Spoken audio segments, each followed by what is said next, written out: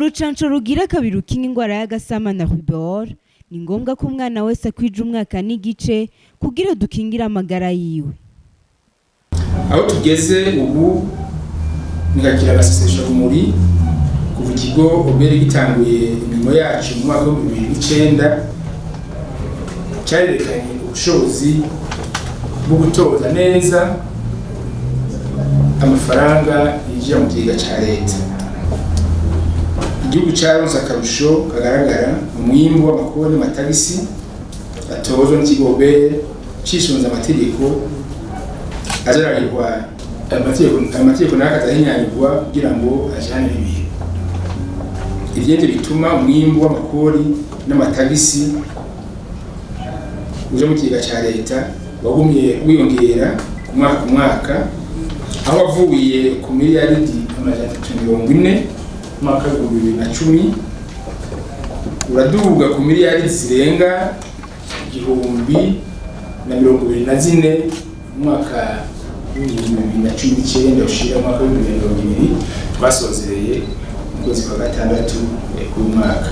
Aha ni mu gihe mu nteguro rero dufatiye ku mwaka wa 2020 twari twiteze miliyaridi zirenga gato amajana 98 muri mwaka nyine wa 2020. Bikumvikana ko yari yitezwe twarengeje ko ashika miliyaridi 115. Mumenya neza ko ayo mahera atiyongera kubera amakori canke amatagisi aduzwa, ahubwo ari uko abatanga kori ari bo biyongera.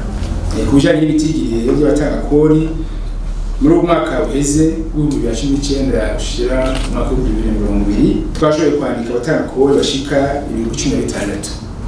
Muri abo abarenga 10,000 n'abakora ku giti cyabo hamwe n'amashirahamwe arenga 5,000.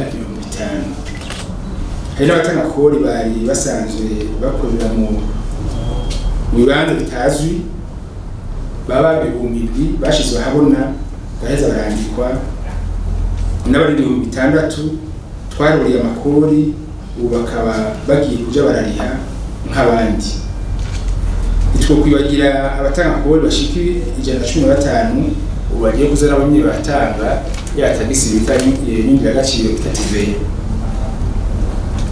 Mu gihugu cyo kurwanya ibiturire n'udandazwa w'amagendu bica mu bimabi hakozwe ibyegeranyo birenga 2,000 havamo amahera y'amarundi arenga miliyaridi miliyoni amajana 2. Ayo yose nagamije mu kigega ca leta.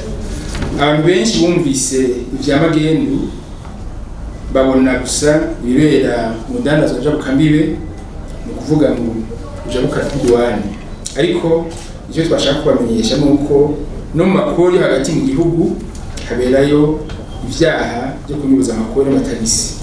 Bikaba bica rero mu kunyegeza canke kugabanya umwimbu babashitseko kugira ngo ntibatoze rya kori n'agaciro gateveya yani makori afatiye ku mwimbu babaronse nyuma y'umwaka. Rero muri iki gisata c'amakori yo hagati mu gihugu kuvyegeranyo by'amatohoza ajanye no kurwanya kunyuruza amatungo n'amatagisi n'amakori bishikije na 74 byakozwe havuye mu mahera arenga miliyaridi 4. Ayo yose akaba yagarujwe mu kigega ca leta. Umunsi mukuru hari umutanga kori rero uyu mwaka ushimikiye guhimiriza mugamba wo kurwanya amagendu n'udandazwa uca mu mwari. Kuva kera tugiye gutangura ibikorwa bidasanzwe byo guhimiriza abatanga kori hamwe n'abandi bakorana n'ikigombe gucokorwa kugira ingeso y'amagendu n'udandazwa uca mu mwari ituzwe burundu mu gihugu cyacu. Kandi ufise kwizera ko turi kumwe twese bizoshoboka. Tugiye kubananya ibikorwa byose bishoboka kugira umwimbu ugume wiyongera, haba kurwanya amagendu n'udandazwa bwo mu bimabi, korohereza abatanga kori n'abakozi b'ikigobe, kuzana ubuhinga bwa none twongere turushirizeho guhimiriza abatanga kori bataranyurwa neza ko gutanga amakuru amakori n'amatagisi ari iteka k'umuntu wese.